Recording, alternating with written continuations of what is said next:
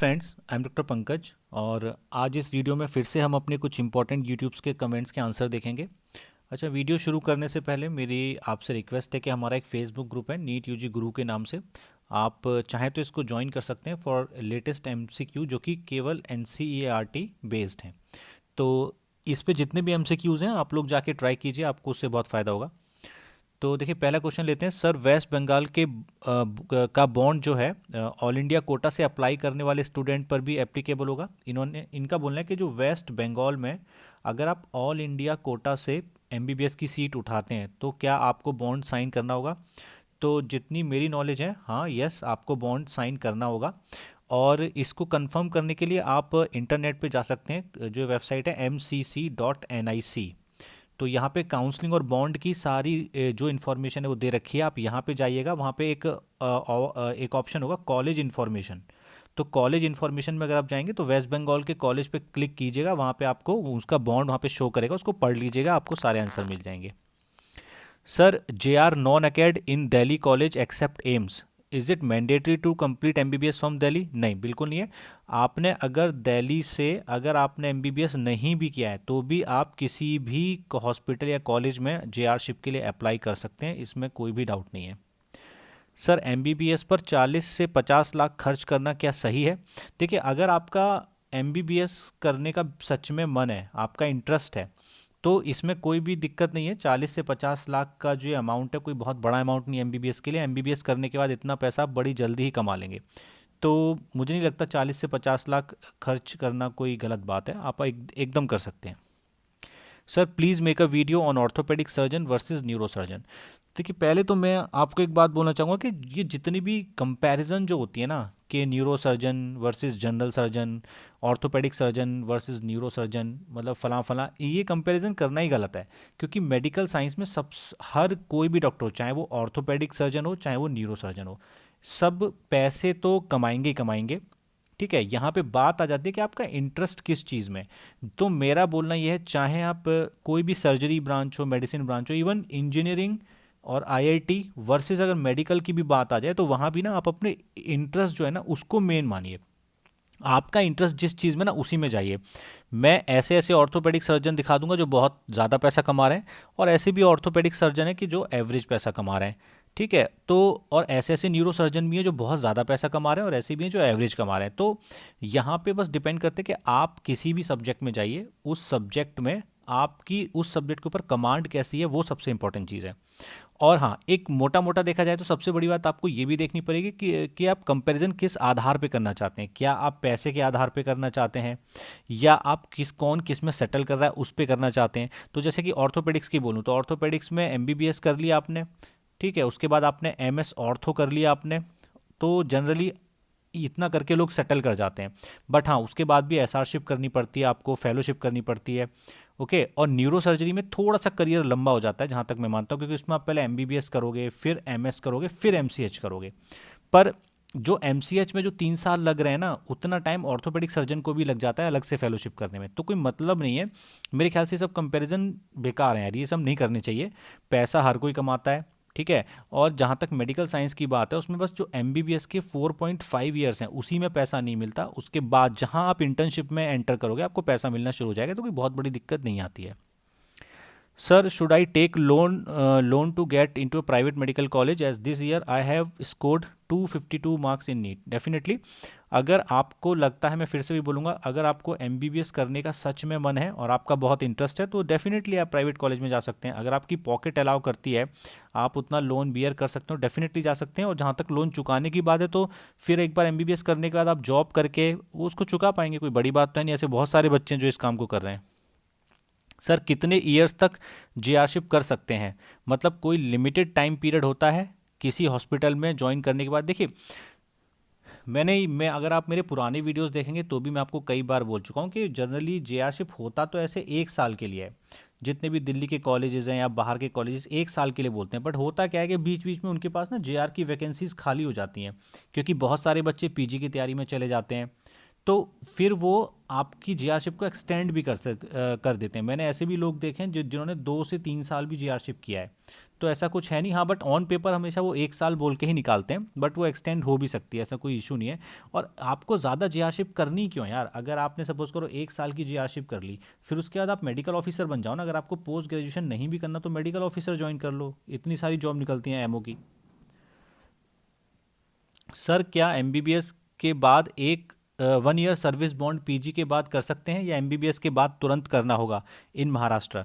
तो मैं बता दूं, महाराष्ट्र में जो 1 साल का जो बॉन्ड है एमबीबीएस करने के बाद, वो आप पीजी के बाद भी कर सकते हैं, इसमें कोई दिक्कत नहीं है। मेरे एक नोन थे जिन्होंने महाराष्ट्र से एमबीबीएस किया था, और उन्होंने जो अपना बॉन्ड है वो पीजी के बाद कंप्लीट किया था। सर क्या एमबीबीएस के 5.5 ईयर में इतना एक्सपीरियंस आ जाता है कि हम एमबीबीएस कंप्लीट करने के बाद जेआरशिप ज्वाइन कर सकें? भाई बिल्कुल आ जाता है, ऐसी कोई दिक्कत थोड़ी ना है। आप जब 5.5 ईयर्स की एमबीबीएस कर लेते हो तो उसके बाद इतना कॉन्फिडेंस आ जाता है। और अगर नहीं भी आता, कभी कभी कॉन्फिडेंस कम भी लगता है, तो मेडिकल साइंस तो एक ऐसी चीज़ है जिसमें आपको लाइफ टाइम लर्न करना है।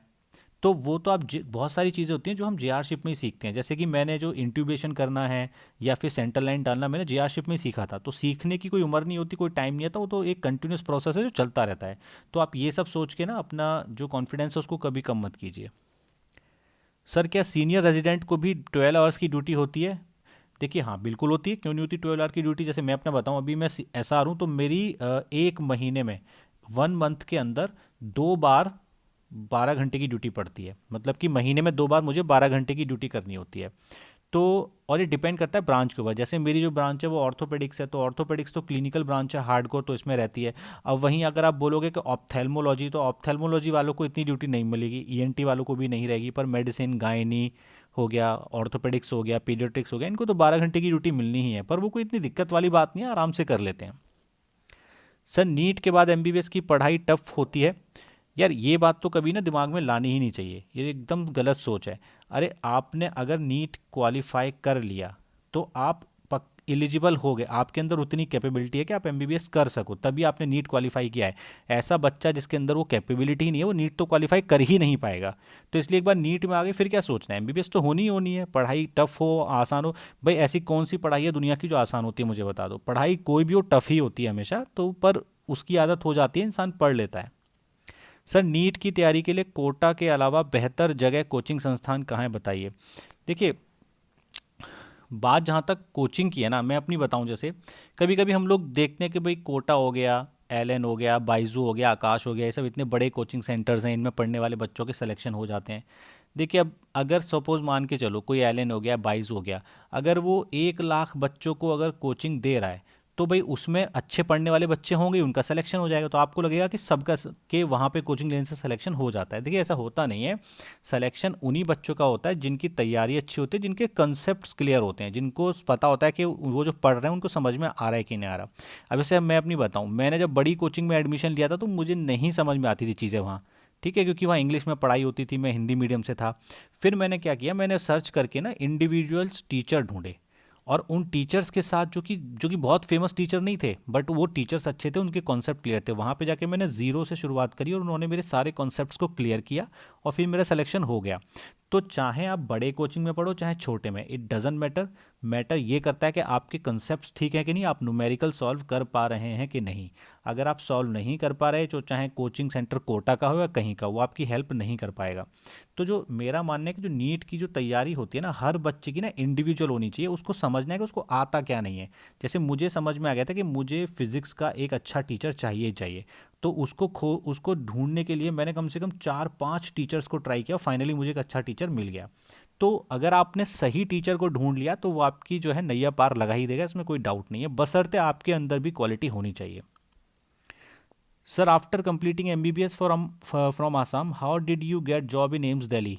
Was there any exam vacancy, how? ये तो बहुत ही आसान चीज़ है, सभी को पता है, जो भी मेडिकल कर रहा है उसे पता है कि वहाँ पे एक पीजी एंट्रेंस का एग्ज़ाम होता है। उस एग्ज़ाम में आप बैठ जाओ, उसमें जो रैंक आएगी उसके बेसिस पे आपको जीआरशिप मिल जाती है। कोई अलग से इंटरव्यू नहीं होता है, आपकी जो उनके जो पीजी एंट्रेंस के जो एग्ज़ाम में जो रैंक आती है उसी से जीआरशिप मिलती है। सर मैंने बीएससी एग्रीकल्चर कंप्लीट कर लिया है और नीट की तैयारी अटैम्प्ट 5th अटैम्प्ट हो गया है। बीएससी एग्रीकल्चर के साथ मेरा एज 24 है, क्या सर मैं और प्रिपरेशन करूं? मेरे इस साल 444 आ रहे हैं 720 में से। देखिए आपके 5 अटैम्प्ट हो चुके हैं, आपकी एज भी 24 हो चुकी है। तो अब अगर आपका अभी तक सिलेक्शन नहीं हुआ है तो आपको ये देखना तो चाहिए ना कि आपका सिलेक्शन हुआ क्यों नहीं है, आखिर कमी है कहाँ पे। अगर आपको पता है कि आपके अंदर कमी है और अगर आप उसको पूरा कर लेते हैं तब तो फ़ायदा भी है कि आप और अटेम्प्ट दो। पर अगर आप इसी तैयारी के साथ बार बार एग्ज़ाम दे रहे हैं, बार बार आपका सिलेक्शन नहीं हो रहा है, तो फिर अगर आप अपनी बेस्ट तैयारी कर चुके हैं तो फिर मुझे नहीं लगता कोई ड्रॉप देने का फ़ायदा है। तो अगर आप ड्रॉप देने का सोच भी रहे हैं ना, तो भी आपको करना क्या है कि आपको पहले अपनी जो वीकनेस है ना उनको फाइंड आउट करना है। अगर उनको आप अपनी वीकनेस को पकड़ के उनको ठीक कर सकते हैं और आपको ये लगता है कि आपके नंबर इंप्रूव होंगे, तभी आपको ड्रॉप देने का फ़ायदा है। अदरवाइज़ इस एज पे और इतने अटैम्प्ट के बाद फिर फ़ायदा नहीं होगा। तो अगर आपको लगता है कि अब आपका सिलेक्शन नहीं हो पाएगा तो बेटर है आप बीएससी एग्रीकल्चर के बाद उसी फील्ड में आगे जाओ। वो भी तो अच्छा फील्ड है, ऐसा थोड़ा ना ख़राब फील्ड है। उसमें एमएससी करो, पीएचडी करो, बहुत सारी अपॉर्चुनिटीज़ हैं। तो इसमें तो कोई दिल छोटा करने वाली बात नहीं है। मेरी एडवाइस तो यही रहेगी। क्या कोई डॉक्टर 30 की एज में पीजी में एंटर होता है? हाँ भाई, बिल्कुल होता है। लोग तो 30 से ज़्यादा की एज में भी एंटर होते हैं, तो उससे कोई फ़र्क नहीं पड़ता। पर अब यहाँ पे इनके क्वेश्चन को देख के ऐसा लग रहा है कि ये परेशान है कि अगर ज़्यादा एज में गए तो क्या होगा। देखिए, इससे फ़र्क नहीं पड़ता, क्योंकि मेडिकल की खास बात क्या होता है, एक बार 4.5 साल के बाद जब आप इंटर्नशिप में एंटर कर जाते हो तो आपको ना पैसे मिलना शुरू हो जाते हैं। तो आपको घर से पैसे मांगने की नौबत नहीं आती। तो मेडिकल में पैसे काफ़ी सही टाइम से मिलना शुरू हो जाते हैं। जैसे हम लोग जब इंटर्नशिप में थे तभी पैसा मिलने लगा था, और पीजी में तो मुझे 60,000 पर मंथ मिलता था।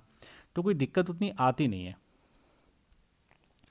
एक डॉक्टर को एमबीबीएस, एमडी और एमएस, डीएम और एमसीएच ख़त्म करते कितनी एज हो जाता है? तो देखिए, एमबीबीएस हो गई 4.5 साल की, वो 1 साल की इंटर्नशिप, तो 5.5 साल की एमबीबीएस हो गई। अगर आपने एमडीएमएस की तो 3 साल की एमडी या एमएस हो गई, और 3 साल की डीएम या एमसीएच हो गई। तो ये मोटा मोटा बैठ जाएगा आपका 10 से 12 साल। पर इसमें जो है अक्सर बच्चे ये देख के ना अपना दिल छोटा करते हैं, बट ऐसा कुछ नहीं है। देखो, चाहे आप कुछ भी करो, इंजीनियरिंग करो, कुछ भी करो, हमारा मकसद होता है कि भाई हमें सैलरी मिलनी चाहिए जिससे हमारा काम चलता रहे। और वो आपको पता है कि वो एमबीबीएस करने के बाद ही आपकी सैलरी शुरू हो जाएगी, तो उसके बाद दिक्कत नहीं है। आप आराम से अपनी पढ़ाई करते रहो, पढ़ाई करते रहोगे, पैसे आपको मिलते रहेंगे। जगह जैसे अगर आप एमडी या एमएस करते हैं तो आपको लगभग 40,000 से लेके 1,20,000 तक की सैलरी मिलती है। डिपेंड करता है किस स्टेट में आप कर रहे हैं। जैसे कि अगर आप आसाम में कर रहे होंगे तो 40 के आसपास रहेगा, दिल्ली में करेंगे तो 1,20,000 मिलेगा। तो ठीक है। सेम होता है डीएम और एमसीएच में। अगर आप डीएम और एमसीएच करते हैं तो वहाँ भी आपको पैसे मिलते हैं, तो उसमें कोई दिक्कत वाली बात नहीं है। बट एक बात फिर से बोलूँगा, यहाँ बात आ जाती है इंटरेस्ट की। अगर किसी का मेडिकल साइंस में इंटरेस्ट है ना, तो वो ये सब पे ध्यान देगा ही नहीं, वो अपना काम करेगा और एक अच्छा डॉक्टर बनेगा। तो इस वीडियो को यहीं पे एंड करते हैं। Thanks for watching my video.